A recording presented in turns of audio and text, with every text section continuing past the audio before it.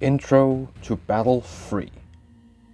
A few hundred feet away, the Great Wall has crumbled.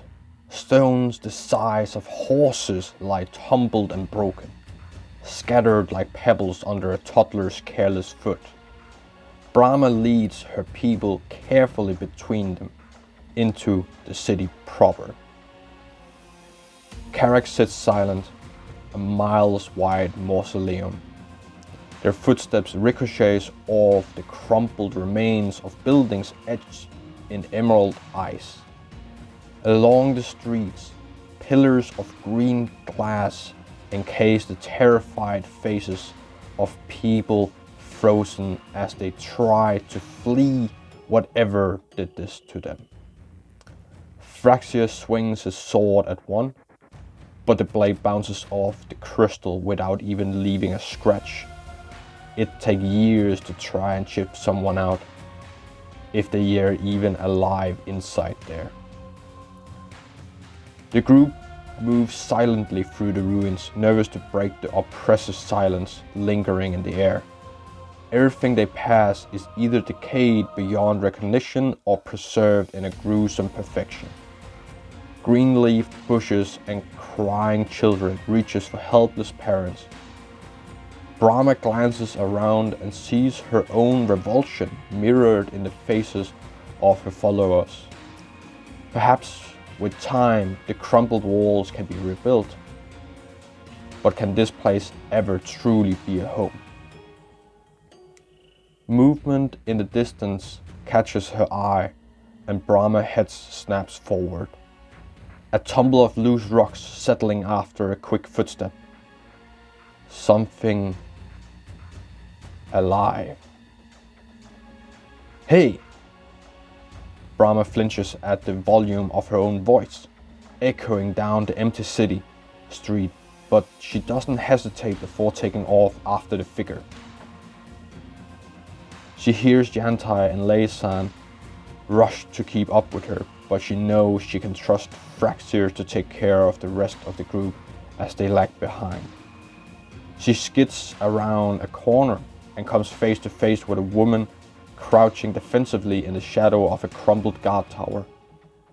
Her long black hair is carefully braided out of her face and she clutches something bundled up in rags close to her chest, ready to bolt at a moment's notice. On her back is filled with ripple scrolls and edible roots. A water skein dangles from the bottom. Brahma lifts her hands in a show of peace. "We are not here to harm you. Please, we're just travelers." "You're going to harm us all by being here," the woman hisses. "You can't walk out in the open or shout like that. You're going to get its attention." "Listen, lady, we came a long way to get to the city. We're not about to up and leave." Leisan circles around and cuts off the woman's escape routes, squaring her shoulders and marking herself into an intimidating roadblock. "Whatever you're running from, we fought bigger." "No." The woman shakes her head quietly. No. We read stories about Carrick. It was supposed to be an impenetrable stronghold. What happened here? Brahma asks in a quieter voice, trying to keep things calm. She takes a gentle step forward as if she were trying to approach a wild animal. "Where's your clan?" The woman clutches the bundle in her arms, closer to her chest, turning her body to keep it as far from Brahma as she can. Behind them, Brahma can hear the rest of the group beginning to catch up. Their noisy footsteps unsettling the woman more and more. "I can't be near you. It's too risky. I have to keep her safe. Please just leave." From deeper in the city, a thunderous boom echoes out. The wind from the distant explosion whips fast enough to unsettle the dead leaves around their feet. The woman goes white as a sheet in terror. It's coming, she whispers. It's coming. She looks down at the bundle in her arms and curses quietly under her breath. But in spite of her protest, she reaches out and grabs Brahma's hand, tugging her forward. Come on, we all need to get out of here, unless you want to be petrified too. Brahma turns decisively to Fraxir as he approaches with the group. Get your shoulders assisting the elderly. Children must be carried, double the pace, and keep it quiet. Follow her lead. The woman leads them quietly through shattered streets, weaving between columns of green glass, each hiding a horrific tableau of victims frozen in their final moments. Brahma walks at the back of the group, making sure no one lags behind. She keeps her eyes forward, away from the tragedy, only focused on where the woman is leading them. She's seen death before in a dozen forms. It's not as important as protecting the living. Behind them, footsteps like earthquakes shake the rubble around them. The children cover into their father's shoulders, hiding their eyes from the dust whipped up by the wind. The woman finally ducks through a small doorframe in a partially collapsed building and vanishes down a staircase beneath it. Brahma stands guard at the door as everyone else's rush through, passing Jantai as she counts the heads. The last thing Brahma sees before she closes the door behind him is a gigantic emerald green claw towering over the skyline. Nice leading there, Jantai whispers. Well, probably not like that. Nice leading there, Jantai whispers, bumping her shoulders into Brahma's as they descend the staircase. You're natural. Hardly. Brahma glances at the receding back in front of them, taking care to make sure they can't hear her voice. Everything I've accomplished so far has been because you practically told me the answer. I'd have already gotten everyone killed without you. I don't know about that, Jantai grins, lopsided. Probably just maimed at the worst. This is incredible, someone exclaims, deeper below them. Brahma and Jantai rushes forward to join the rest of the group. The staircase opens up into a vast underground room, overflowing with books, scrolls, stone tablets, engraved crystals, a treasure trove too vast for Brahma to even comprehend. Emotion rises in her throat, choking her voice. This is her impossible dream laid out before them, the generation-long bounty of a people with a home to keep it. These looks like spell scrolls, but they don't have the sister words in them. An older follower, Fawn, is saying to the woman they followed here, her shoulders stooped and arms full of parchment. How is that possible? The sister words you speak of sounds like ether incantation. The woman replies. She seems to have calmed down now that they are safely on the ground. That's merely one method of harnessing magic. The archive my tribe guards has the details on many other techniques. And where is the rest of your tribe, sister? Brahma asks, stepping forward. We have traveled many weeks to find your city in search of a safe home to settle in. Then you travel in vain. The woman hangs her head around the bundle in her arms. My name is Raven, and my child and I are the last of our people left alive. The first tribe is dead. Karak has fallen, and it's only a matter of time before the Blight finds us. But how? Fawn asked indignantly. With her spells, I see detail here. You should be able to rain Apocalypse's power down over practically anything. Apocalyptic power down over practically anything. We were scholars, not fighters. Everything I learned about magic has been since that day. I spent every night trying to commit as much of this archive to memory as possible, and my days using what magical skills I mastered to survive scavenging the city for any food that remains. Your lot may not have been prepared, but we are. Laysan slams the butt of her axe against the stone floor. We are trained witches and warriors. Let us at your Blight and we'll cleanse this city. Raven shakes her head. It won't work. The Blight grows on this city like cancer. I've seen it draining the life it traps in its crystals, reconstituting itself. Carrick is a lost cause, but I've noticed that the beast doesn't seem to find me when I'm down here in the archives. That's why I've been concocting a plan. Raven sets a bundle down on a table and Brahma can see inside the rage. Rax is a round-faced baby. She can't be more than a month old, but she already knows better than to cry. She watches her mother with wide dark eyes as Raven pulls an old tome from a shelf and leaves through the thick leather pages. There's a city that the ancients constructed entirely underground. They called it Gravehold. Raven turns the books towards Brahma. There's a charcoal sketch of a grim-looking city, ringed with walls and guard towers, smaller than Carrick, but good bones. Macabre name, Yantai says with a shudder, and yet it could be our salvation. If Nameless really won't find us on the ground, then this stronghold may be left untouched. It was near a clan underground reservoir, in tunnels filled with edible fungi and small animals. There's nowhere truly safe in this world anymore, but Gravehold may be our best chance.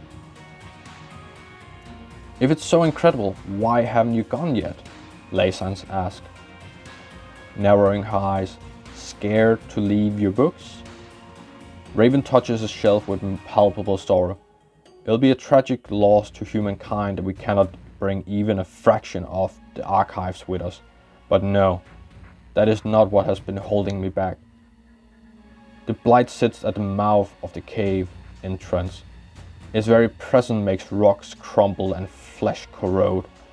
I may be trained to be strong enough to be. I had been training to be strong enough to at least fight my way past it, but with you all here, now it seems like the best possible moment to try. This Nameless killed your entire tribe, Brahma says, eyeing the picture of Gravehold with trepidation. You believe so much in this fabled city that you risk going up against that monster to reach it? I will do whatever it takes to keep my daughter safe. There isn't a trace of hesitation in Raven's voice. You believed in Carrick, Yantai whispers, taking Brahma's hand and squeezing. What's one more leap of faith? Last battle we took on the Cavern. We gained the assistance of Mazahaedron. Now we have arrived at the famous city Carrick. That has turned into emeralds. So, or covered in emeralds, or whatever you want to call it. How you want to describe it. Reference to the Blight Lord. Said to be the first Nameless encountered, if I remember correctly. Or something like that. And now we are going against the Blight, which may or may not be a different Nameless or interpretation of it. Maybe we defeat it here and then it shows up later. I'm talking about, well, their first Aeon's End box, and this is of course a prelude to that storyline of Gravehold, so... Ooh. Fancy stuff. So, well, as I said before, I really like special breaches, and we are going really hard into them. So we have the corrosion there. Okay. Oops. Right, so we have Fawn, our friend, rules. The cauldron is a zone above the map. Caustic Brew. For each spell in a cauldron, deal damage equal to its cost twice. Then destroy a spell in cauldron. Interesting. Setup. Placing. Sending catalyst cards face up to this map to form the center catalyst deck. Wow. Okay. That sounds really powerful. Wonder what all those spells gonna do. A lot of interesting stuff. The corrosion. Remove 2 power tokens from each power in play. Gravel stuff is 5. It is alright. Okay, so I can see why I feel like this is so powerful. Her ability is 6 charges. We used to see them at 4 charges, and the same with the foe. It's at 5 charges, but it's of course is a hella strong effect. Remove 2 power tokens from each power in play. So this is a bit of a hit or miss. So you could say like, oh, we're high on charges. We don't want to risk anything. We don't have any powers out. So we just wanted to go all the way up to go through the cycle to not remove power tokens. Maybe this Nemesis has special powers. Yeah, it doesn't even need to be from the Nemesis deck. So if we had that foe against the Cavern, this would have been really difficult to deal with. Okay, so we have the Blight. It does not look like the Blight Lord. Blight Lord might have been something else then. Or the Blight is just like a super minion of the Blight Lord kind of thing. We'll see what the story says. The story by Raven. So, okay, so it says unleash any play against a tainted halo. Set up, add an additional supply pile consisting of a number of tainted halos, so close to the tainted jades. At least name equal to the number of players plus 5. Right, so 7. Shuffle the blighted cards face down to create the blighted deck. Okay, a lot of stuff going on here. Increase difficulty. Set up, remove 2 tainted halos from the tainted halo supply pile. The Nemesis gains 1 Nemesis token. Okay, so I'm gonna be honest with you. That increased difficulty sounds a lot like Blight Lords. It was also just remove 2 tainted jades from the supply pile, but that was it. And also then it gains 1 Nemesis token. 60 health. Whew. It's not a lot of health, so we might be able to fire it down unless it summons a lot of minions, or like we have to put a lot of damage into something else. At the end of your Nemesis turn, at the end of the Nemesis turn, if the Blight has 4 more Nemesis tokens, it taints the living. Draw a card from the Blighted deck, place it into play, and the Blight loses 3 Nemesis tokens. Repeat this as if it was the Blight has 4 more Nemesis tokens. Repeat this if the Blight has 4 more Nemesis tokens. Okay, so you're gonna repeat that until it has less than 4. When a Blighted is defeated, place it in the Blighted discard pile. Okay, yeah, so these are sort of like minions. When there are no cards in the Blighted deck and 1 would be drawn, shuffle the Blighted discard pile face down to form the Blighted deck. If the Blighted would be drawn and there is no Blighted deck or discard pile, Griffle suffers 15 damage. If a player would gain a tainted halo and there are there are none in the tainted halo pile, the Blight gains 2 Nemesis tokens instead. So a different take on the Blight Lord's track, where you could never really do anything to get it back. But because these are minions coming out, of course, if you don't deal with them, they're going to continue to stack up. But at some point, like, you can always reduce them to 0, and you won't have worse and worse effects coming down the line. When a tainted halo is destroyed, return it to the tainted halo supply pile. When a player becomes exhausted, the player discards their their 3 most expensive cards in hand instead of unleashed twice. Seems like a very rough nemesis, especially with all the upgraded basic cards we're going to see. Okay, we have Raven, and she has all special breaches. That sounds excessive. The top card of the Forgotten Ritual deck is always revealed. Cards can only be gained from the Forgotten Ritual deck through Raven's cards and ability, since you cannot gain them outright. Raven's breaches are the archive breaches. When a spell is cast from an open archive breach, Raven gains 1 knowledge. Alright, so we have this stacking Mazahaedron down here, who's also going to be gaining knowledge from his Fragment of Earth. When it's shuffle the Forgotten Ritual deck, place it next to this mat and reveal the top card of the deck. Okay. She has Raven's Eye and Seeker's Light. And activate Exhume. Activate during the main phase, gain 4 knowledge, reveal the top 3 cards of the Forgotten Ritual deck. You may gain any number of the revealed cards by paying their cost using knowledge. Place the gain card into your hand, place the rest at the bottom of the Forgotten Ritual deck. Okay, so you can only gain those cards by using knowledge and not through Ether. So we have, let's start with number 1. Raven gains 1 knowledge on cast. The same with number 2. Yeah, so she gains 1 knowledge on cast on every one of them. Plus 1 damage on Raven, gains 1 knowledge on cast. Plus 1 damage Raven gets gains 1 knowledge on cast. Okay, so they're normal breaches, but except she gains 1 knowledge on cast, unless it's. I don't think it's going to be different on the back. No. For to focus. Yeah. Oh. I'm afraid to say the name now because I forgot how to pronounce it correctly. But in Outcast, there is a mage, Lucien. The breaches always pops back and forth, so when you open it, you can prep a spell to it, but then when you cast it, the breach closes. But number 4 has a focus cost of 5, or an open cost of 5. I guess it doesn't really have a focus cost at that point because it just always opens up, but open and focus cost is the same at that point.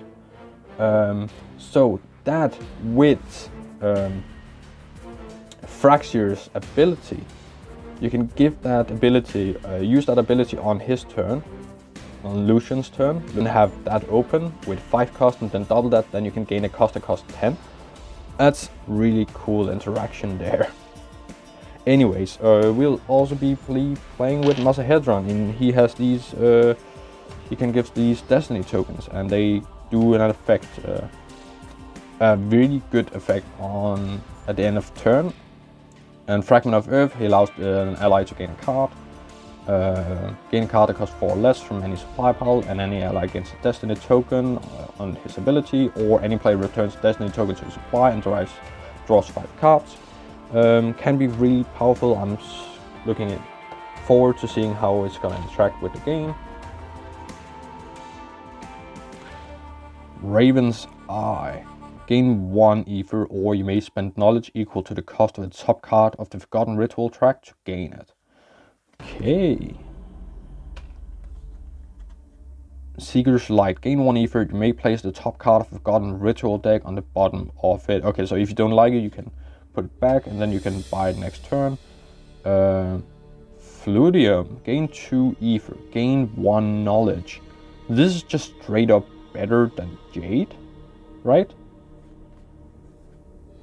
Oh, it's because it's part of Raven's Forgotten Ritual deck. Sorry, yeah, I should read the whole card. That makes sense, that explains it. Synapse Tendril. While prepped once per turn during a main phase, you may spend 2 knowledge. If you do, deal 2 damage. Cast, deal 4 damage. Okay, these are really good. This is really good. Energizing Elixir. Any ally draws 2 cards, you may spend 2 knowledge to destroy a card in your hand on discard pile. Okay. Oh, Arc of Intellect. Cast deals 6 damage. You may spend 1 knowledge to divide that damage. The damage this spell deals however you choose among any number of enemies. Ancient Secret. 7 cost. Cast deals 7 damage. You may lose any number of knowledge. For each knowledge lost in this way, deal an additional 1 damage. Only one of them, so you really have to go through the whole deck to make sure you get it. I really think that's worth it to gain. Like, she wants to focus on her own stuff, not focusing on the supply. Usually I don't really like that, but we'll make it work. That's a lot of... these are the attacks. Alright, so they're just all blue, so I didn't realize that you can see the discrepancy. Okay, so we have... These are the cards for our Arcane Scholar. For Fawn. Arcane Scholar, our Scholar, new Scholar. Do a lot of stuff. We'll go through that as they show up or while we play. Alright, we have some treasures. Essence Membrane. After the player finishes resolving their ability, that player places an elemental token on an enemy. And the elemental tokens are these 3 different types. So we have Immolate, so that helps us destroy cards in hand. Venom deals 2 damage. Electrify, gain 1 charge. So helps slim us out our deck, deal damage, or gain a new charge to use the ability again. After a player finishes resolving their ability, any ally may focus a breach and may prep a spell in hand to open or close breach. Nice, that's pretty good. Yeah, so this has to be the same ally. Infused Ether. At the start of the game, set this to a spell next to a spell supply pile that costs 7 or more. I don't even have that at this setup. When player casts a spell gained from this supply pile, they may place an elemental token on an enemy. Okay, so upgrades those cards. Also makes sense that you limit it to high cost spells, because otherwise you can just spam it too much. When a player focuses or opens a 3 or 4th breach, deal 1 damage. Yeah, that's nice. Alright, so we have a new spell. Friend of the Fawn. Okay, so these are the spells that she's using. Are they the same? Incendiary Catalyst. Yeah, they're all the same. Deal 3 damage. You may place a spell that costs 2 ether or more from your hand or discard pile into the cauldron. Okay. What did she say again? Place the Incendiary Catalyst cards face up next to this mat to form the Incendiary Catalyst deck. These cards can only be gained using Fawn's cards. Okay, so you will gain them over the time through her. Caustic Brew. For each spell in Cauldron, deal damage equal to its cost twice, then destroy a spell in Cauldron. For each spell in the Cauldron. Okay, so if we add 2 cost and a 3 cost, we're going to deal 4 damage and 6 damage, and then we destroy 1 of them. Okay, so if we can stack a lot of spells into the Cauldron through Incendiary Catalyst, we can really trigger, like we can do a huge chunk of damage with this ability. Okay, so much to consider. And was there anything special with the corrosion? Place the draining sign card above this map. Right, so much stuff. Of course, we have its cards there. Alright, you have the corrosion. These are some powers. Okay, makes sense that then he says to remove power tokens, because these are either always in play or they can always get into play. Yeah, they're in the draining sign pile, so flip them back and forth based on his cards. Any player suffers 4 damage, return this to the draining sign pile. They're all the same. Okay, and then we have the Blight. Tainted Halos. Gain 1 ether, any player gains 1 charge, and the Blight gains 1 Nemesis token. Or lose 2 charges if you do destroy this. Okay, very different mechanic. It used so Tainted Jades were gain 2 ether, suffer 1 damage, or pay 2 to destroy. So we have to lose 2 charges, so this is more expensive to get rid of, but we just gain 1 ether when we have it. And any player gains 1 charge, so it's a free ether produced worth, but also Blight gains 1 Nemesis token. Alright, so we have these minions. Ooh, 7 health. Blighted Screech. Persistent Graveful suffers 3. Okay, 10. Blighted Crawler. Defeated gain a Tainted Halo. Thank you. So when it goes out, when you defeat it, when it reduces its life to 0, you just gain a goodbye gift of a Tainted Halo. Thank you so much. Persistent, any player suffers 2. These are some rough ones. Yeah, I think like they're all just rough in different ways. They have a lot of health, difficult to deal with.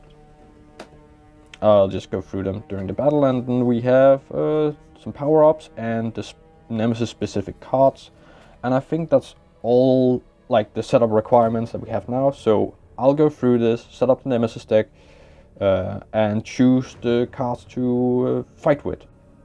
Alright, so I've chosen my supply. I have chosen to take out the 5-cost gem for Hungry Avite for the cheap-ish focuses. Helps to open up the 3rd and 4th breach while also going towards a 3-cost gem. A gem that provides free ether. I have Flame Gazer for the Immolates to help destroy the Tainted Halos and also the Venoms.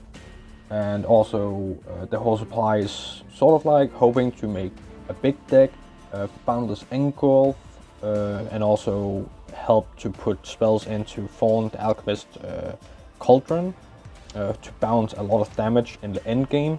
That's also why I have chosen to go for a Banner of Infusion on Mazahaedron to transfer his charges into Thorn. And we have, he has Naftir's Vorpal Knife, hoping to open up his 3rd breach somewhat early on, and then having that sustained damage from it. Raven has Orange Copper Structure, hoping to fire off a lot of spells during her turns to gain the extra ether and charges. Of course, we will flip over her starting cards. So we have Energizing Elixir. Any ally draws 2 cards, you may spend 2 knowledge to destroy a card in hand or discard pile. Okay. I'm not sure if that's what we... Well, it's definitely gonna help for the Tainted Halos, so that's good. For the Treasure 2, I have Corrupted Potion. After a player finishes resolving their ability, any ally may focus its breach and may prep a spell in hand to an open or closed breach. I'm not sure how many abilities we're going to use late game, but during the early to mid game I hope to fire them off, especially for Raven to get access to her stuff, to get access to her cards. And then we have also Mazahaedron want to use his ability early to mid game to give Destiny tokens to Raven. So that's where this really comes in, to stabilize the early to mid game, like mostly mid game. I'm not quite sure where to put this because the constraints on space, so I'm just gonna put this to the side and I'll show it back in whenever it becomes relevant. Player 1, Mazahaedron. Right, prepping a Spark, and then we have 4 ether, and may put it on any ally's discard pile. So that can help us. What way? We could give a Tune Reconstructor, and then Raven that way can go and buff up Mazahaedron's deck. Also, Tune Reconstructor can turn Tainted Halos into usable cards for us, so that would also just be great. Of course, they would need to be timed very precisely, and also it won't help us early games so much. So I'm just gonna give her a Washium, so with that we can gain a knowledge. And those knowledge can later return into charges. friend. Oh, they should be flipped face up. We have gather ingredients. Any player gains a spell that costs 4 or less from the supply, or any player gains 1 charge. Okay, so that's straight up. Any player gains a spell that costs 5 less from supply, or any player gains a charge. When would we gain a charge? Like over that? Any player gains. Okay, comment if I'm misunderstanding something, but I think that's a time rift. Right there for Raven. That's like a no-brainer in my head. That's like a lot of impact already there. 2. Then for 3, I think like we're gonna waste an ether to open up the second breach and prep both there. Okay, and Mazahaedron goes again. Quite sad to. Oh yeah, sorry, increased difficulty. I forgot about that. So we actually should have 1, 2, 1, 2, and then plus 4, 1, 2, 3, 4, and minus 2. So we have 4 tainted halos. And then we start with a Nemesis token on, and I'm gonna use one of these green dice. Oh, yeah, so it's Mazahaedron's turn. As casting that spark. First blood. 59. And for 3 ether. Right, so here's what's gonna happen. I'm gonna prep spark, and then for 3 ether, I'm going to develop Hungry Aeon to focus our third breach. Oh yeah, no, I can't even do that. No, because it's reduced to that when I have 2 charges or more. So we are just going to manually focus that to get Navsteer's Vorpal Knife online sooner. Might just turn that into charges next turn so we can actually do the right thing later on. Right, so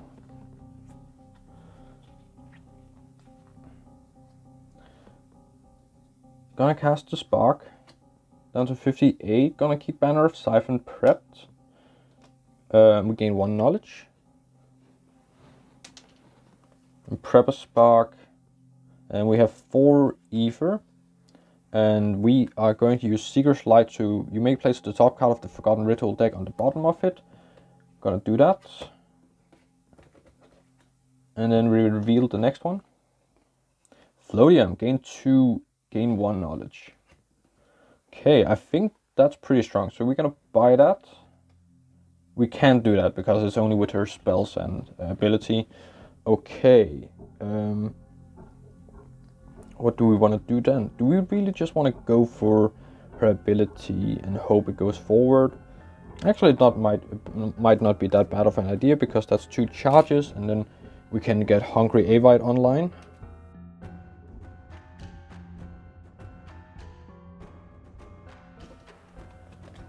Alright, Nemesis. Oh, that's Crumbling Earth. To discard, spend 6. Power 3, unleash twice. Any player discards a card in hand that costs 1 or more and suffer 1 damage. That's really bad to get this early on. Technically, I have the ether to buy it off, but I'm not sure if that's a good idea. So, remove 1 power token from each power in play, and Nemesis gains 6 life. We can't really do that to the full, because Nemesis doesn't have 6 life to gain. So it's going to be place a Draining Sign into play. To discard, spend 5 ether, return this card to the Draining Sign pile. Power 3. Power 3. Any player suffers 4 damage, return this to the Draining Sign pile. At least it's power 3. And the Nemesis went before it. Right, so Nemesis, off. To discard, lose 3, Swelling Prayer. To discard, lose 3 charges, power 3, the Blight gains 2 Nemesis tokens, Griffle suffers 1. Rough. round 2. Alright, Arcane Infusion. Any player gains an Incendiary Catalyst and places it on top of the deck, or any player casts a prep spell that spells an additional 1 damage. I think Incendiary Catalyst on top of their deck. Mazahaedron would like that. That's a good start. Nemesis. There's so many powers and they're gonna trigger almost at the same time. Praise Singer. Persistent, the Blight gains 1 Nemesis token, 6 health. Okay.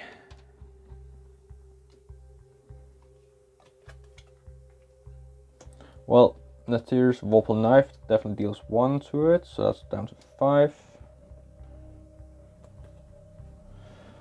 And also the other one down to 4. And then for 4 ether, I'm gonna gain 2 charges.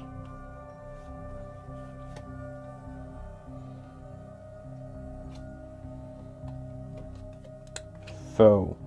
The corrosion gains 2 charges, or any player discards a gem in hand that costs 3 or more. Technically, she has that.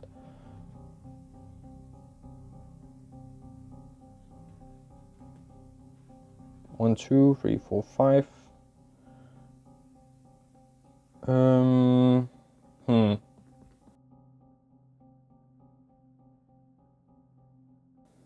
Actually, yeah, let's just discard that. Nemesis. Okay, yeah, we didn't get a chance to do this. Alright. Unleash twice on Crumbling Earth, and that gives any players a Tainted Halo. So we're just gonna give 1 each. Any player discards a card in hand that costs 1 or more and suffers 1. Please no. That's better comparatively. Suffers 1, goes to 9. Alright, then this. Any player suffers 4, goes to 6. Raven goes to 6. And return to the sign pile, Draining Sign. Swelling Prayer goes to 1. That's at least something. Blight gains 1 Nemesis token, goes to 2. Okay, a new card. Another power. Ceaseless Darkness. To discard, spend 5 power to unleash. Any player suffers 3. Any player discards a card in hand.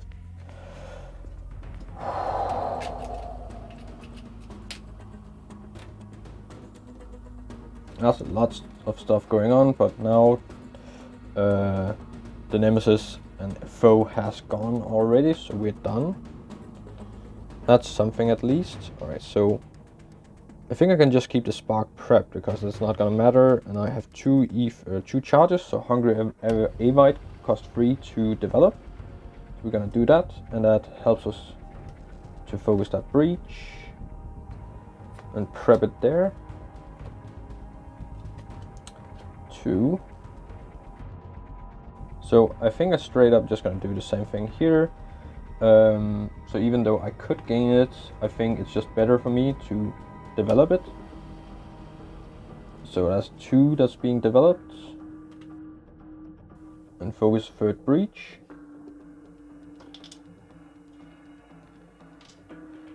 And we can prep the Time Rift.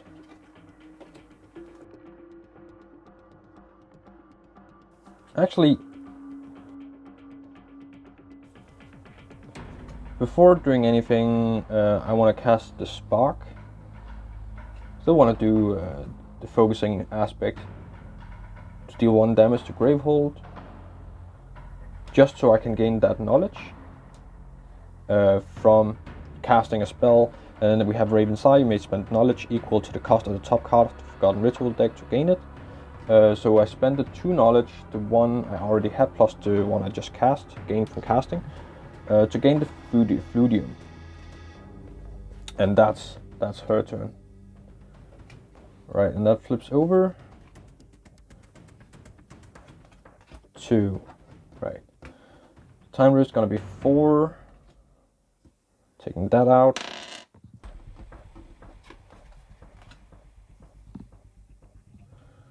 And then we may check the top card. Discard it? No, we do not, and we don't really want to check it for that reason. Yeah, we definitely want to discard it.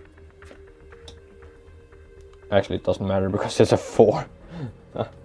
It's a 5 card deck and hand, deck and discard, so actually it doesn't really matter. Right. And then we just want to keep the Banner of Siphon. We got to gain 1 knowledge.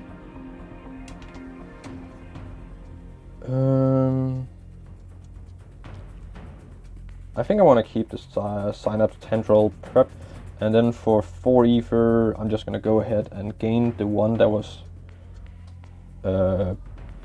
developed. Round 3. Right.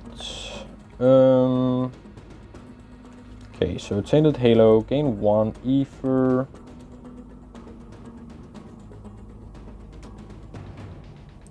Any play gains 1 charge, and the Blight Lord gains 1 Nemesis token, or lose 2 charges if you do destroy this. I could just destroy it outright. Also, we want to stay healthy, but at the same time, I can't really do that because I want to lose 3 free charges. Now that I have the chance, I want to lose 3 charges to get rid of Swelling Prayer. So I'm gonna give him 1 Nemesis token. Goes to 3, giving me 1 ether and 1 charge. And then I'm gonna lose 3 charges to I had previously plus the 1 to get rid of Swelling Prayer.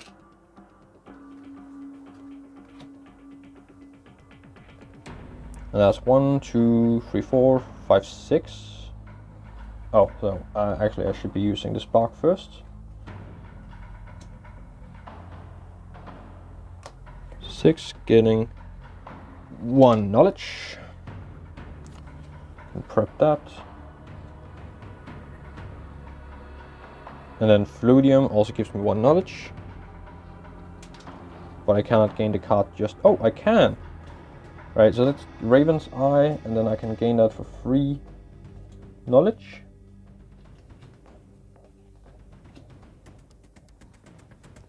Okay, 2, 3, 4, 5, 6. Oh, and when Washium playing that, I can just straight up open that and prep the Spark to that instead. So that's fine. And then I have 5 ether left over, and then I can buy this off. And I feel a little bit safer now. And it will be 1, 2, 3, 4, 5. Okay, so that means I want to have Tainted Halo first, because then it times with Time Rift to be able to discard it. Okay, that was a very efficient turn actually. Nemesis. Okay, what are you gonna do? Alright, in case any player suffers 2, gains a Tainted Halo and places it on top of their deck. Yay. Okay. So that's gonna be Mazahaedron. And now we actually want to try to get rid of them. I feel like I should be stacking up on the Immolate, so I might just actually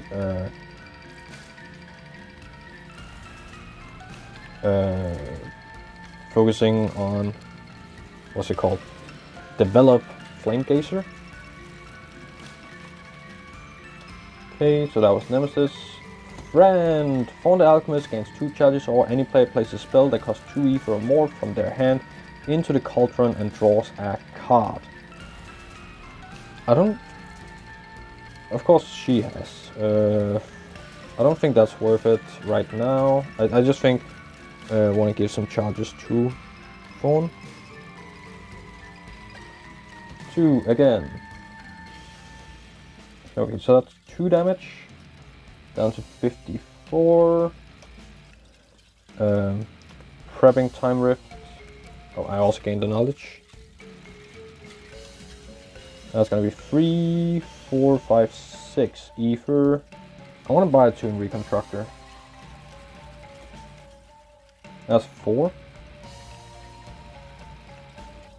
2 left over, so that's a charge. Nemesis.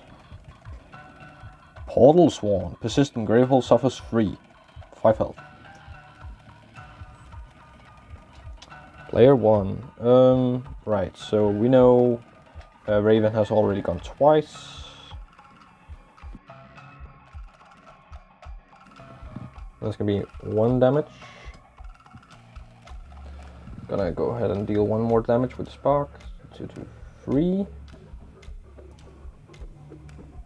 Prepping that, and I have 4 ether. Just buying that. That has been developed. Foe plays Draining Sign into play. Lisa goes after the Nemesis, so that's helpful. Player 1 again. Alright, so what's gonna happen here is I'm gonna lose 2 charges. Lose 2 charges to get rid of Tainted Halo. And then I'm gonna spend 3 ether to open this. And prep Incendiary Catalyst. And that's gonna be it for my turn. Round 4. Nemesis. Okay, so Gravehold suffers 3. Okay, so that's the first damage Gravehold's gonna suffer. Power token off. Descending Skies. Power A. That's discard, spend 8. Power 2. Unleash twice. Any player suffers 2. A different player discards the 2 most expensive cards in hand. That's a rough one. Oh, Nemesis again. Gravehold suffers another 3. Goes 24. Off. And then we have Moondrunk Mongrel. Persistent, unleash twice. 2 shields and 6 health. Okay. At least I have some something to get rid of it with. Right, so that's it for the Nemesis. Friend. Fond Alchemist gains 2 charges or any play against an Incendiary Catalyst and an Ether token. So yeah, I just think Raven's gonna get one and an Ether token. Unless...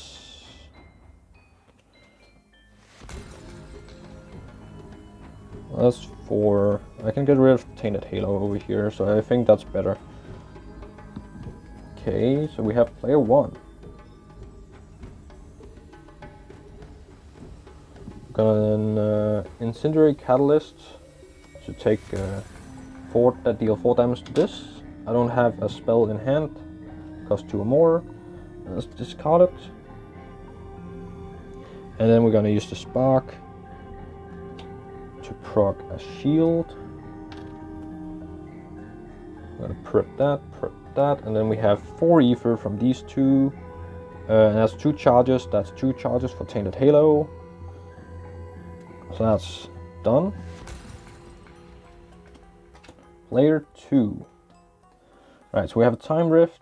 So a Banner of Siphon for 1 damage to proc the shield, and then we have Time Rift for 5. Put this down to 1 health. Everyone looks at the top card of the deck and they may discard it. So Crystal, what would the next one be?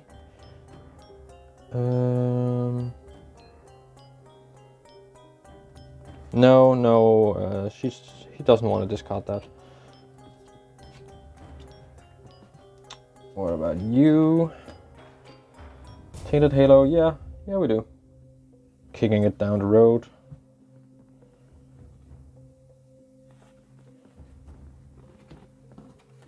That was the hand. Right.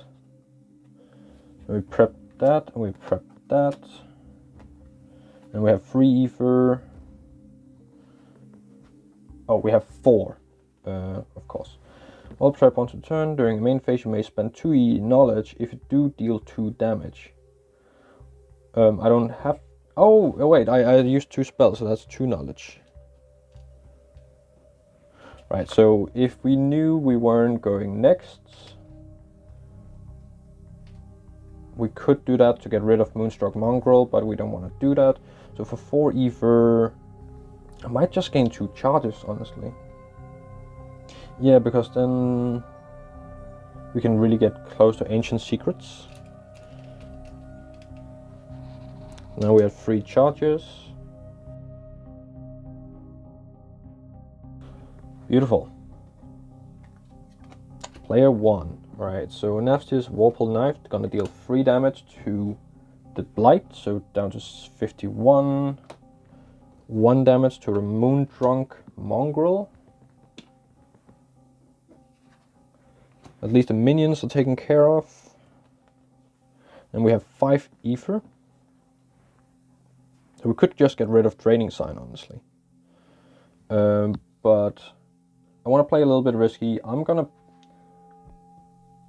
develop Flame Geyser to get an Immolate. And put it on the Blight. And I have 2 charges left over for an... 2 ether left over for a charge. We can do the same thing. 2. Any other ally reveals the top card of their deck. If the spell, you may cast it. If the revealed card is not a spell, you may destroy it. Gain a card that costs up to 3 more, then place it against card of the top of the deck. And, well, that's really bad, unfortunate timing. So after his Warpole Knife is going to just deal 1. And that's kind of it. Unfortunate timing. I kind of just want to keep all my stuff prepped. So I can combo it with 4, 5. Oh, it's not even in that hand. No, it's far, far down. Alright, so never mind. I do want... The Synapse Tendril is going to be, what? 5 damage. So we're down to 45. Already 15 damage. And gain 1 knowledge. I'm just gonna keep the spark prepped. 1, 2, 3, 4. And then Fluidium, gain 1 knowledge. So we had 5. Oh, I should have lost that knowledge, that ether token. Yeah, if we had 1 more knowledge, this would have been great. I could just have used that spark and then we'd been at 6, but we are not. That's 3, 4, 5. So we can actually just, yeah, we can use our ability. Or we can get rid of the Draining Sign. And then I want to get the Ancient Secrets. We're fine with taking damage, I hope. I think we're better off just trying to get rid of the Nemesis. Right, so Vasium, we can use that to focus that for 1 ether. And then we have 4 ether left over. That's fully charged up using that. Gaining 4 knowledge. And actually, in hindsight, 4, 5, 6, 7, 8, 9. We just want to go to 10, so we want to use that spark actually before we did all that. And well, I'm doing this before the knowledge of what I'm going to see, before what I know what I to reveal. So I think that's fine to do. So we have 5 there, and then we have 5 here. And then there'll be 6 knowledge tokens. Reveal the top 3 cards of the Forgotten Ritual deck. You may gain any number of the revealed cards by paying their cost using knowledge. Place the gain cards into your hand. Place the rest of the rest on the bottom of your Forgotten Ritual deck. So we want to have Spark at a different breach. Right. So we know Ancient Secrets, Floatium, and Arc of Intellect. So it didn't help us to use the spark earlier. Cast deals 6 damage. You may spend 1 knowledge to divide that damage this spell deals however you choose among any number of enemies. Ancient Secrets, deal 7 damage. You may lose any number of knowledge. For each knowledge lost this way, deal an additional damage. I think I just want to go for Ancient Secrets, honestly. So that's going to be the first 7. So I have left with 3. Gain into hand. I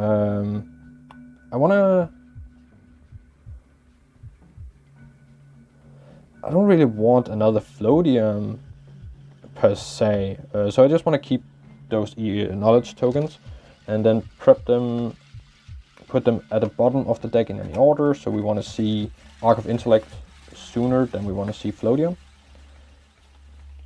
I think that's what's gonna happen. And then we have Synapse Tendril. That was the one I was hoping for, but did not come to fruition. So in Ancient Secrets there,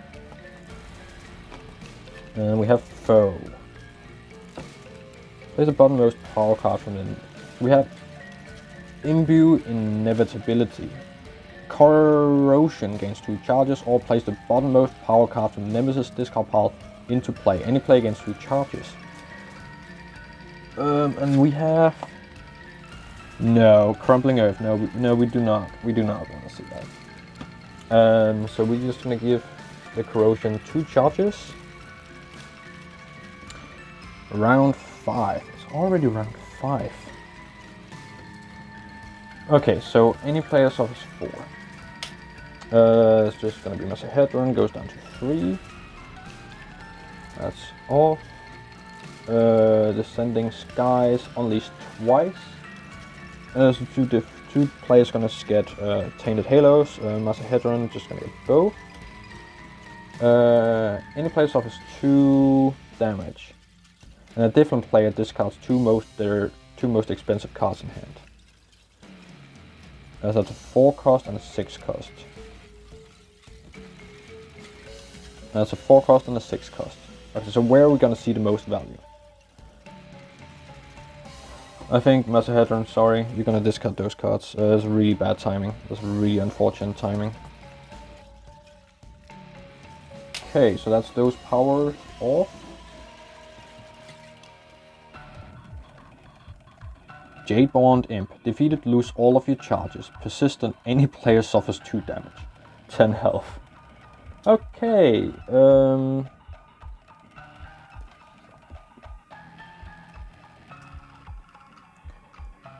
I hope Raven's gonna go next. Thank you so much. Alright, so Ancient Secret's going to be cast, so that's 8 damage. When cast, gains 1 knowledge token. And you may lose any amount of knowledge. For each knowledge lost in this way, deal an additional 1 damage. So I'm gonna lose 2 knowledge. It's kind of like the pulse tokens mechanic. So that's gonna be 10 damage total. Taking that Jaded Imp down before it can do anything and lose all charges. She doesn't have any, so that's fine. Gonna prep that. And then we have 3, 4, 5, 6, and we can discard this. Yeah, because we want to see the other spell that costs 6. Yeah, that's right there. Can't really gain it right now anyway. Alright, so we have 6 ether. What are we gonna do with that?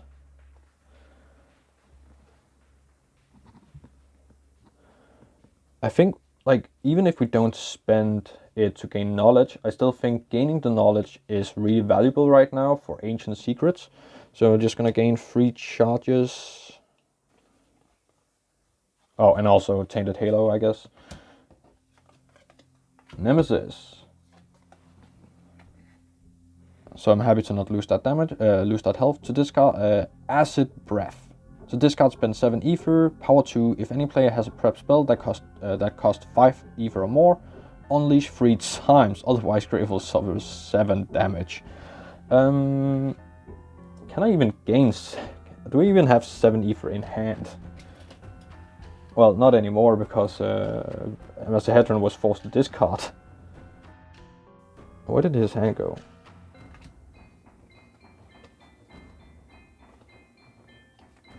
I think, yeah, that must have been it.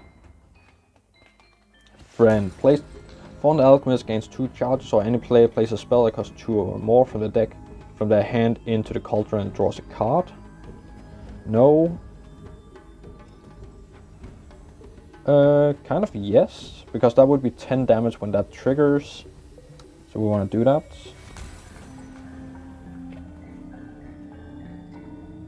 Okay, foe. The corrosion gains 2 charges, or place the bottommost power card. Yeah, we still don't want to do that, so.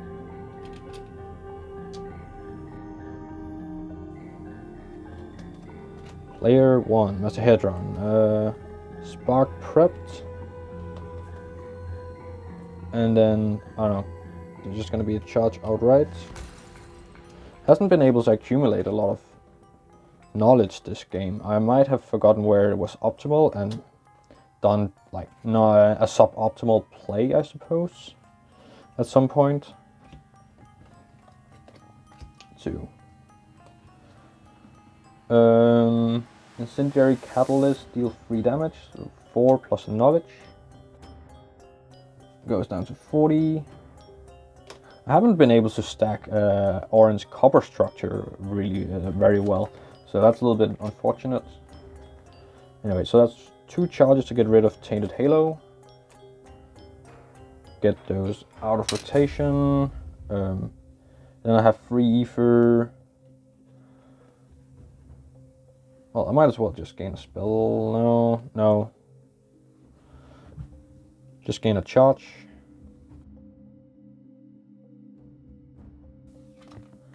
Mazahaedron. Right, just gonna deal with 2 damage. And for 4 ether, gaining 2 charges. Okay, let's see what's happening.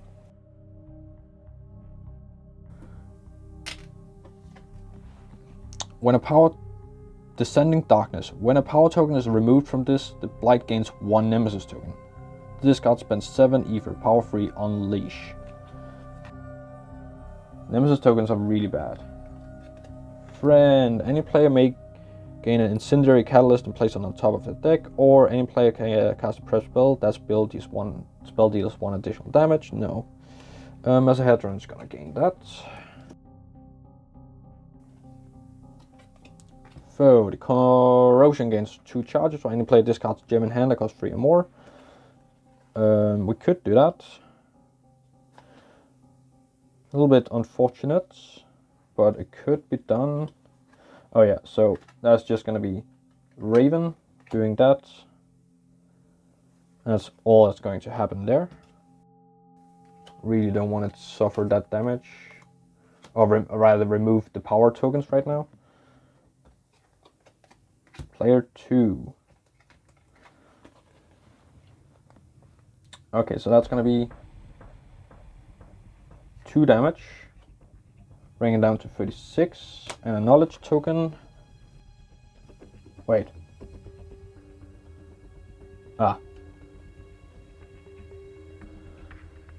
Could have, yeah, I forgot about the treasure 2. Alright, so tuned reconstructor. With a top card. If it's a spell, cast it. You may place a spell that costs 2 or more from your hand or discard pile into cauldron. So it could be itself, because it's in the discard pile after it's been cast. So I can actually do that. Right, so that's going to be 3 damage. Place it in cauldron. Okay. Down to 33.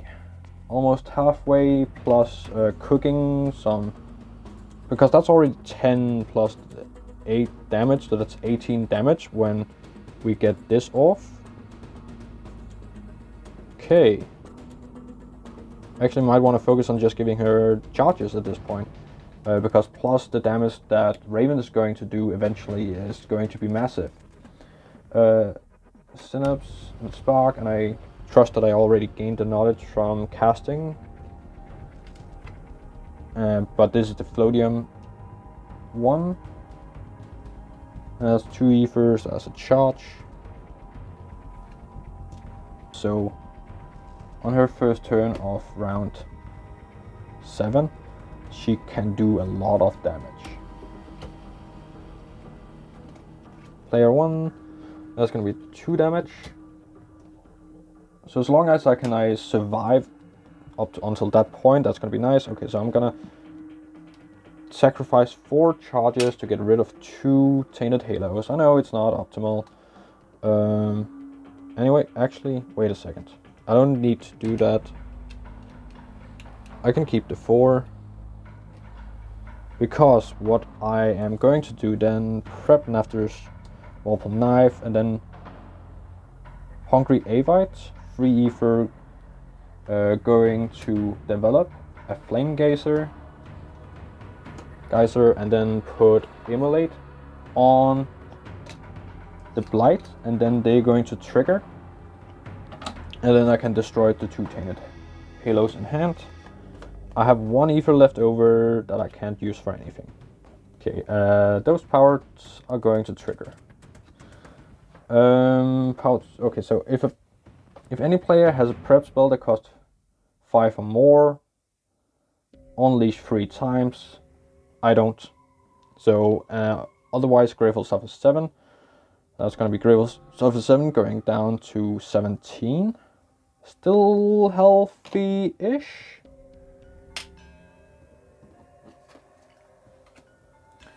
And then this gonna go off a Nemesis token over here to 4. That's gonna be our first minion coming in. Winter's Bite. Unleash, discard the top card of the Nemesis deck, or the player with the lowest life source 5. We're gonna unleash any player against Tainted Halo. Mazahaedron.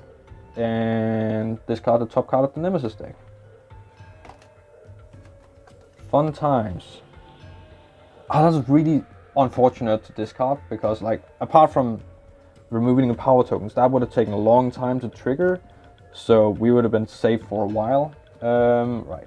So end of the Nemesis turn, Blight has 4 or more, does, and then we put a Blight into play.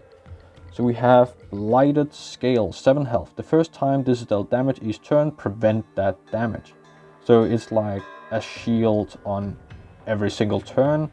Persistent, any player discards the most expensive card in hand. Wow, okay. Then we might have to do more than just survive until round... yeah. Already gone twice, so... At least we can get Ancient Secrets prepped, so that's only from hand, so that's kind of fine.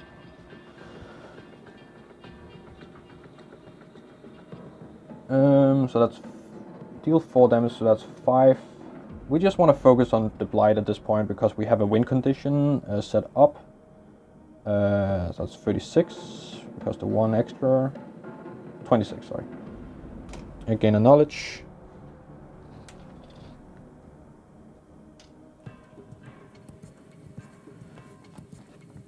Ancient Secrets, and that's 3, 4, 5, 6.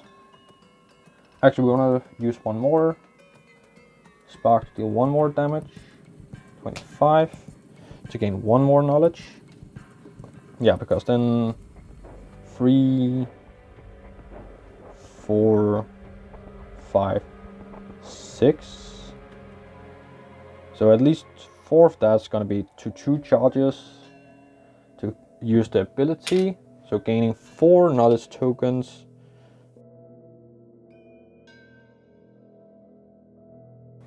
Okay, and then we look at the top 3 of that. And we're gonna spend 6, so we gain Arc of Intellect into hand. And we put the others down there and flip it over. And we're left with 5.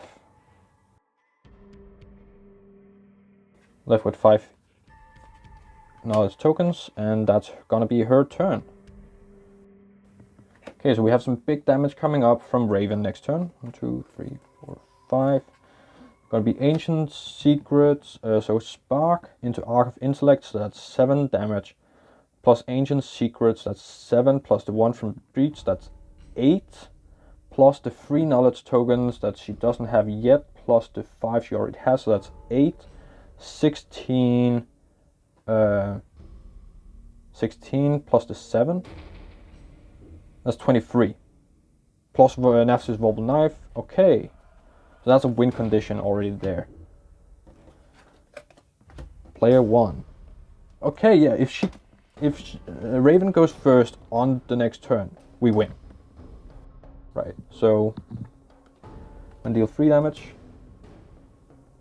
Then 22. 2 from the spell itself and 1 from the breach. Prep Incendiary, Catalyst, and Spark. And then Banner of Infusion to lose 1 charge to give our friend here 2 charges, so that can be charged up. And then we have 2 ether for our own charge, or something like that. So the game hasn't gone exactly as I intended it to, I suppose, and Mazahaedron could definitely be played much more optimized. But I think Raven is popping off here. Raven is popping off here. Unless I am misunderstanding something. Oh yeah, I should have used Corrupting Potion after player finishing. So I'll just focus that and play it as if I didn't prep a spell. Yeah, that's what's happening. That was not the right treasure for this game, but I also was intending to use Mazahaedron a lot more actively, which I didn't end up doing, so that's my fault. Alright, game on. Foe, place a draining sign into play. We're fine with that, that's not going to trigger this game. And we're fine with the Descending Darkness, because even though Nemesis needs to get a lot of Nemesis tokens for it to trigger, and even then it's going to be so late, it's not going to use its persistent effect. Unleash is fine, we have so many Tainted Halos, unless it triggers a lot. Discarding cards from hand is fine right now, because we already have the win condition on the field. 2. Yeah, that's our win condition right there. So we have Spark for 1, gaining 1 knowledge. We have Arc of Intellect for 6, gaining 1 knowledge. And we have Ancient Secrets for 8, 7 plus 1 from Reach, plus 1 knowledge token. So 1 down to 21, 6 down to 15, Ancient Secrets 8, already there, so that's down to 7, and then we pay how many knowledge tokens? 1, 2, 3, 4, 5, 6, 7, and we have an 8th in surplus, and that's our win right there. That's a ton of damage. Okay, so let's say Raven hadn't gone at all, like until the end of the game. Right, Incendiary, Catalyst for 4 damage, a Spark for 1. That's 4 damage. That's good. We have 6 ether. That's to pay this off. Like, it doesn't really matter at all, but just for the funsies. 1 again.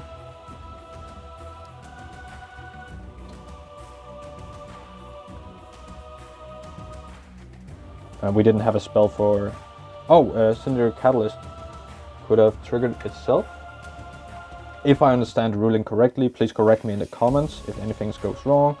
Right, and then on his turn, that's 2 from the Spark. So it was a 23. Right, So that's Incendiary Catalyst for 4 down to 19. Alright, so him going twice, it was a win condition as well, plus the spark, and then Banner of Infusion to lose 1 charge, to give to Fallen Alchemist, rules the cauldron is shown above the match. Caution Brew, for each spell in the cauldron, deal damage equal to its cost twice. Then destroy a spell in the cauldron. Alright, so that's 5, that's 10, that's 4, that's 8, and 8 again, so that's 16, 26 damage on its own. Alright, so that would have been a win condition as well. Right, so let's see what's been going on with the Nemesis. We already know what's happening there. Triggered that. Gain a Nemesis token. Player discards a card in hand, that's fine. Self-sacrifice. Any player gains 2 Tainted Halos. Alright, so now that actually made... so we're just gonna put them here. The Blight gains 1 Nemesis token, goes to 2. Okay. Friend, foe. That triggers, gains a Nemesis token, goes to 3. Unleashes. Just put it here. Any player discards most expensive card in hand. Raven's just gonna discard that again. Okay, so we have Eliminate. Unleash 3 times. When there's no deck, if a player would gain a Tainted Halo and there are none in the Tainted deck, a Tainted Halo pile, the Blight gains 2 Nemesis tokens instead. And at this point, because whatever is going to trigger, we might actually just want to do that, just to give it 6 Nemesis tokens on top of what it already has, so 9, so it's gonna give 2 Blights, and we're kind of fine with that. We're chilling. Grateful suffers 6 damage, we're fine with that. 17 health, any player suffers 5, because we knew this is the last one, we have a win condition, Raven could go down to 1. And I think, like, everything given, that would have been the safest bet, unless we're playing for health, for points. Because then there might actually show something up here in the Blight deck. I don't actually know what's in it. So it could be anything. So we're gonna see reveal 2 if we unleash 3 times. Blitz's Screech, Persistent Grateful suffers 3, that's fine, we have a win condition. Blighted Crawler, defeated, gain a Tainted Halo, persistent 9 player suffers 2. We're super fine with that. The only thing I was concerned about was if there was anything that came up that said discard a prep spell. And nothing does that, so we're super fine with that. Okay, the Blight turned out to be a lot easier than anticipated, or rather, I just think that Raven really popped off this game, and Fallen Alchemist, like, she didn't manage, like, Raven just cleaned the house already, so we never really got to her. But it's round 7, so I think it's a consistent winning time. We saw some of the powers lose. We lost to some of the powers, didn't lose to them, but they triggered. I guess we got rid of the minions somewhat consistently easy. Oh yeah, I can see where. So we didn't have that many minions. Of course, we had 11 health in tier 1, and then we had 16 in tier 2, which is really not that much. So we were, yeah, so I think that's where most of it came from, is that we just had a lot of damage to put into the Nemesis because we didn't have to take care of the minions. Mazahaedron felt, I don't think he's underpowered all of a sudden, but I don't think I played him optimally. Let's put it like that. Battle 3 conclusion. Brahma follows the group down into the winding cave tunnel, trying not to think about the people she's leaving behind. Forever frozen into green glass, she's collapsed the tunnel entrance behind them in the hope that it might stop the Blight from ever being able to follow them. Oh, so the Sisterhood is still out there. There was no going back for them now. Being a leader means taking risks. It means not being able to save everyone. She grips the fabric of her robes to keep her hands from shaking. Yantai is at the front of the group, her staff glowing with green light that casts terrifying shadows off the stalactites clanging above them. Loose rocks slip beneath Brahma's feet, threatening to send her hurtling into the darkness around them. But she cannot afford to slow down. Raven did not say how long it would take before the Blight revived itself, but from the way she stared at its craggy corpse with ashen-faced terror, Brahma can't imagine it's long. They need to get to Gravehold. She'll feel better once there is a garrison between them. The group is already moving slower than she'd like. Ahead of her, Brahma can see Mazahaedron limping down the steep decline, splitting his weight between his walking stick and Dalana's arm. Laysan is carrying Fawn on her back. Myrna struggles under the weight and her other hand guiding Fawn's granddaughter, Sahana, whose parents were lost forever on the Emerald battlefield beyond the cave in the tunnel entrance.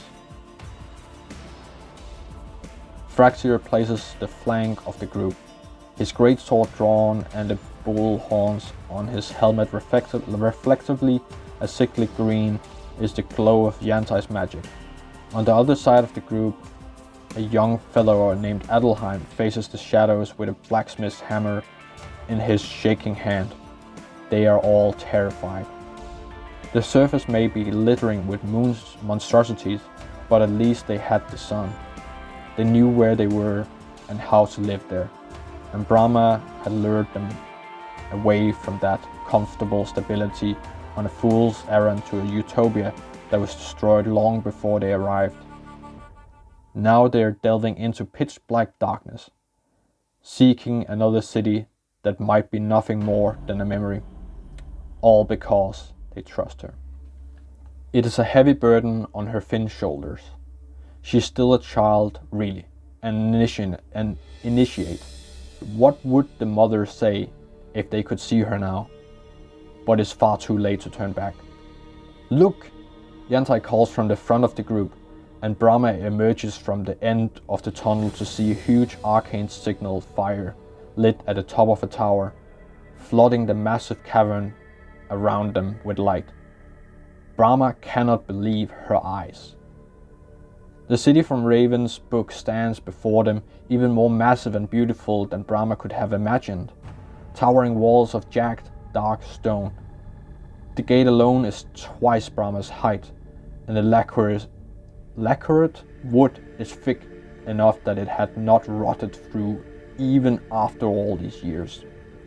Brahma would almost believe it must be a miracle if the city was not so rugged and imposing. It asserts itself from the surrounding caverns, rising towards the stalactites above, refusing to crumble.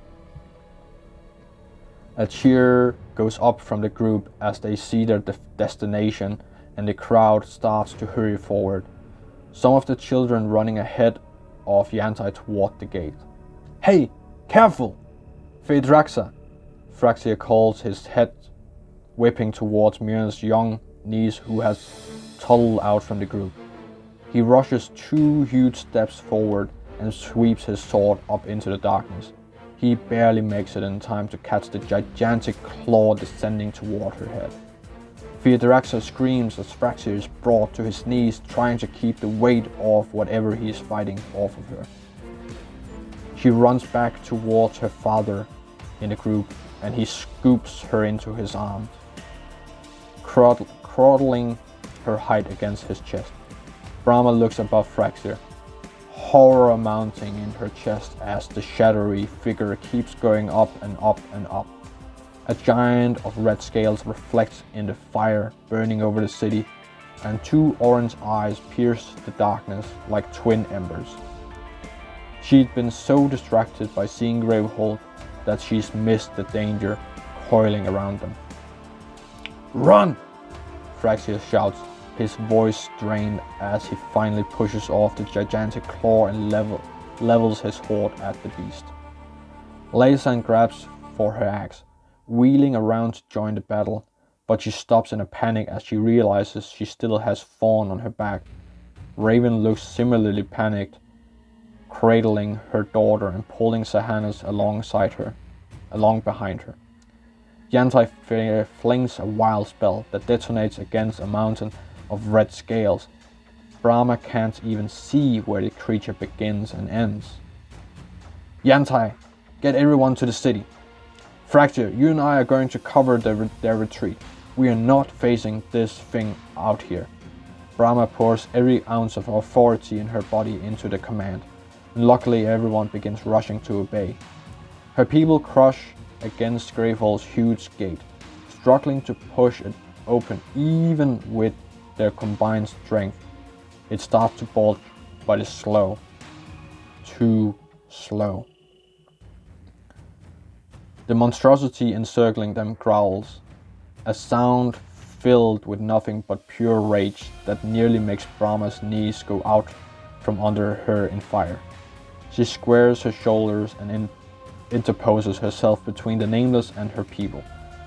She rips open a breach, summoning a crashing bolt of lighting that briefly illuminates the terrifying face of their opponent. Fraxier slashes at a leg, drawing blood. Behind them, children are screaming in fear, and Brahma risks a glance over her shoulder to see they're still struggling to open the gate to the city. She sees Fawn bend over, flipping frantically through her book to find a spell to use, her hands shaking so badly she can barely turn the pages.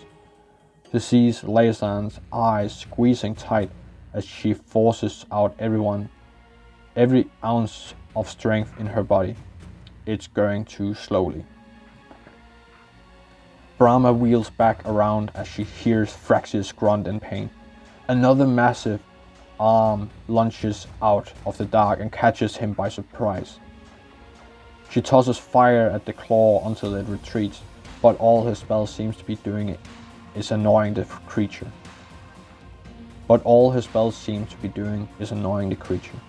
Not causing any real damage.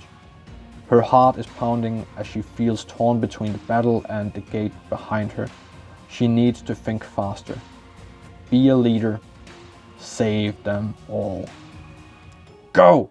Fraxier hisses from between gritted teeth. What? Your people need their leader. You need me, Fraxier. Brahma feels panically, tears rising hot behind her eyes. Not now. They won't help anything now. I'll be right behind you, sister. I'm just keeping the big loud occupied. Fraxier throws a rough smile over his shoulder at her. Promise. Brahma bites her lip hard enough to bleed before she wheels around and runs towards the city. She whispers the sister words so familiar in her mouth as she gathers gales and storms within her breach. The wind is almost enough to sweep her off her feet as she rushes forward and throws the magic full force into the city gate. Her people push as the gust of wind howls past them, and with a groan the old hinges finally give way and the gates swing open.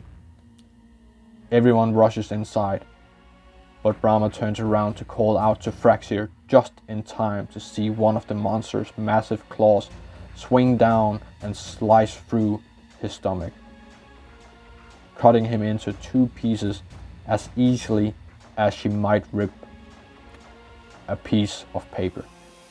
Brahma's veins are ice as she watches her friend hit the ground. Still bravely clutching his sword, blood glints copper in the firelight. She memorizes the empty grey of his eyes for a heartbeat longer, and then turns around and rushes into the city, slamming the gate shut behind her. Remove Fraxier from your barracks. He cannot be played in Battle 4. Open deck 3B and add all of the cards in that deck to your barracks. read the next section when you're ready. We have a new gem, Infused Galvite. Gain 2 ether or gain 1 ether. Place an electrified token on an enemy. Okay, so half a charge essentially. Well, it's a charge but delayed. Redistributor. Gain 1 charge. Any ally gains an ether token. If you have 3 or more charges, that ally gains an additional ether token. Okay, cool. I can see that being quite useful. Alchemical Ignition. While prepped once per turn, when any player plays an elemental token, they place an additional elemental token on the same type on that enemy. Okay, so you could essentially combine this with Flame Geyser. So whenever you would develop this, you would put an elemental token, immolate token, and then this would trigger putting down 2, triggering the elemental tokens, the immolates, and then you can destroy cards really fast. So stuff like that. Place 2 venom tokens on an enemy and deal 2 damage to it. Turn when any player places an elemental token.